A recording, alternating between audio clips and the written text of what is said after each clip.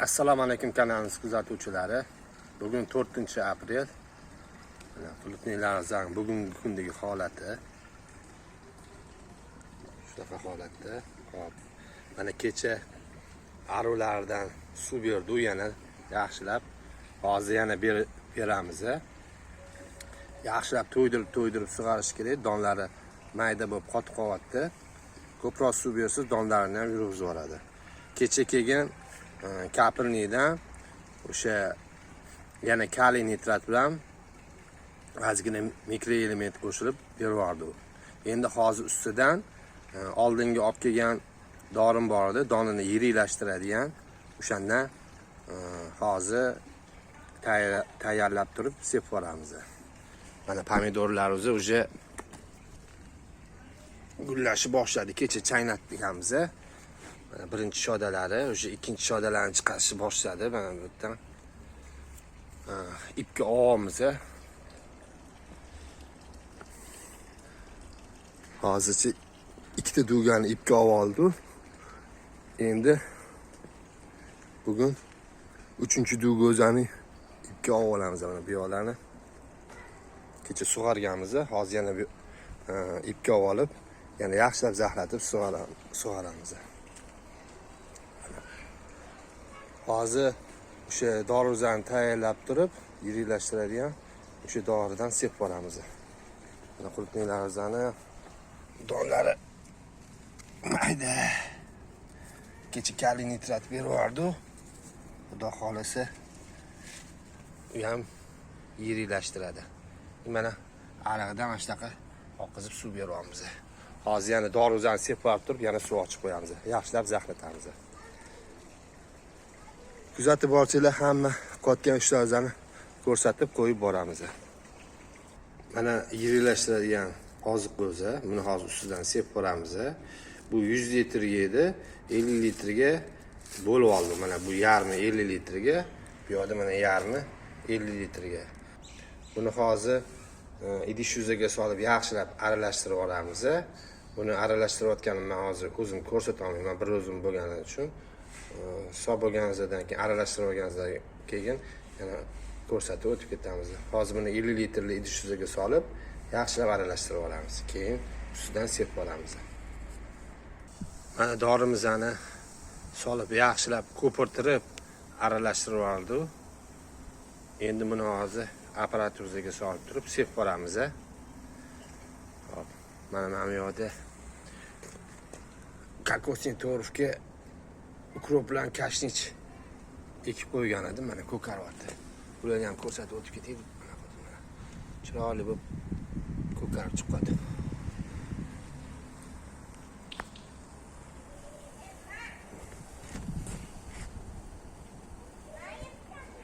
Mana oziqalarning ustidan boya sepib qo'yganmiz. Hop. Mana parnilarni boshi bilan bu yoq boshini ochganmiz. Keyin mana bu yon tomonlarini ham mana kesib ochib qo'yganmiz mana.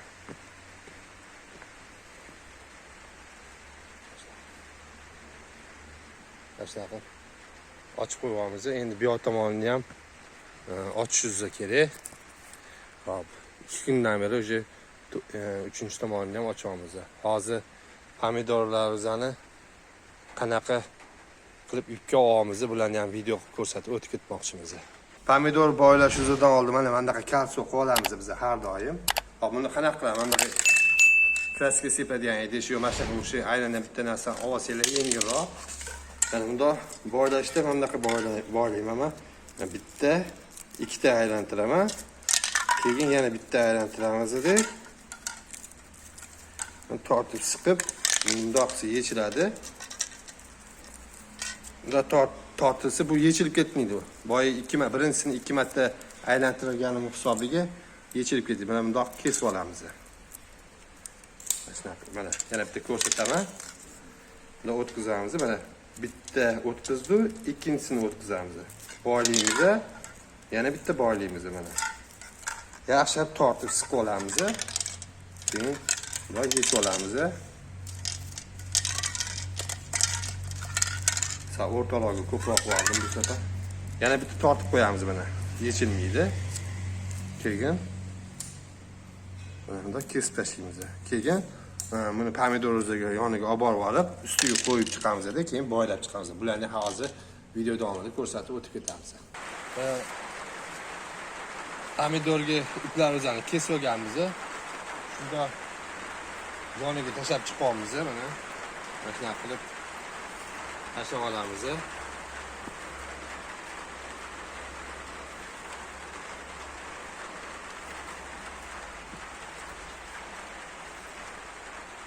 Tashlab olib, keyin mana bu yerda tayyorlab olgan mana bu kalsiy o'zani hozir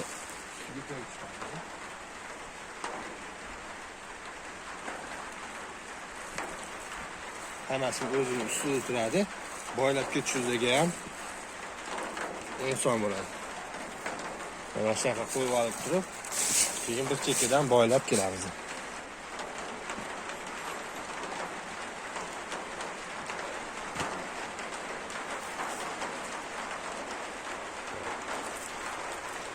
Tegidan urudan chiqqan bayi, keyin yana 2-3 ta bayini olib tashlayapmiz edi.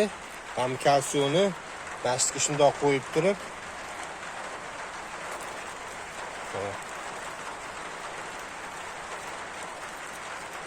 bitta band qilib turganmiz, bo'ldi. Mana. Keyin sekin buni o'rab, bundoq o'rab boylab qo'yamiz.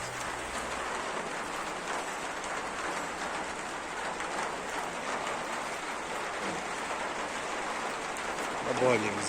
Yana olamiz.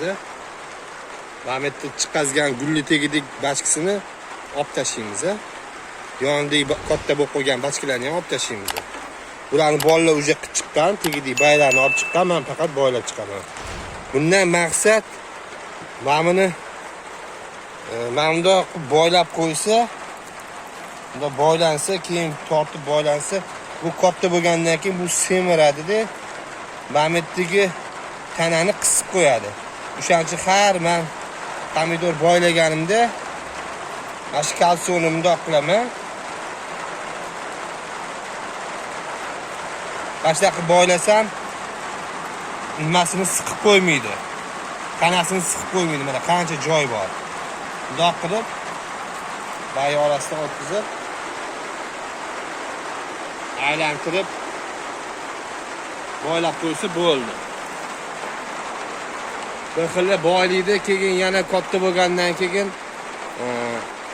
yana boshqatdan boylab chiqishga to'g'ri keladi. O'shaning uchun biz bittada boshida sal qiyin bo'lsa ham shu ishni qilib olamiz.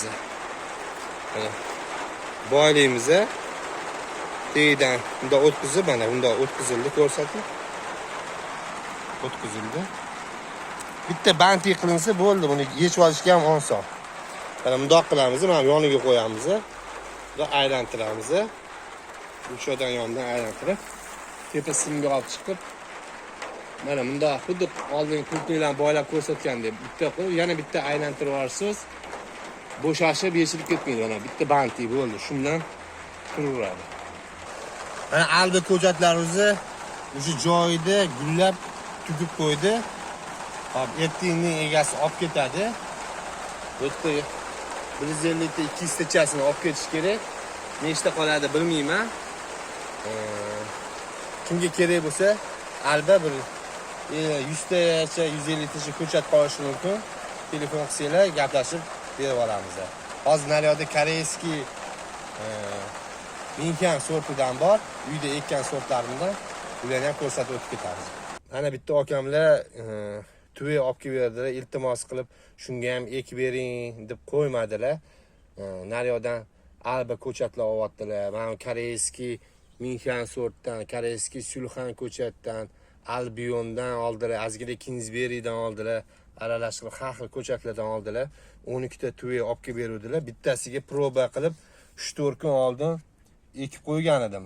Hozir ko'rsatgan ko'chatlarimda mana o'sha uni donlari ancha yurishib, yiriylashib qoldi. Xudo xolasa ertingni qolgan ko'chatlarni ham ekib beraman. Ular asosan Biagomskiy ekib bering dedilar. Men Biagomskiy ham ekib beraman. O'sha keyin Kokosniy torfga ham ozgina perlit aralashtirib oldi. Shunaqa qilib ham ekib ko'ring deb men maslahat berdim. Qaysi biri yaxshiligini ular ham keyin aytadilar. Mana shunaqa hozir bu ekilganiga 3-4 kun bo'ldi. Yaxshi ketyapti hozircha. Mana bu o'zimizning uyimdagi sortdan, koreyskiy Minha sortdan hozir bir 2000 tacha ko'chatimiz bor.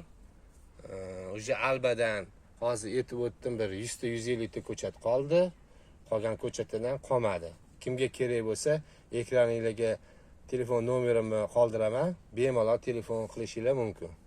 Kuzatib boringlar, qiziqarli va kerakli ma'lumotlarni berib borishga harakat qilamiz.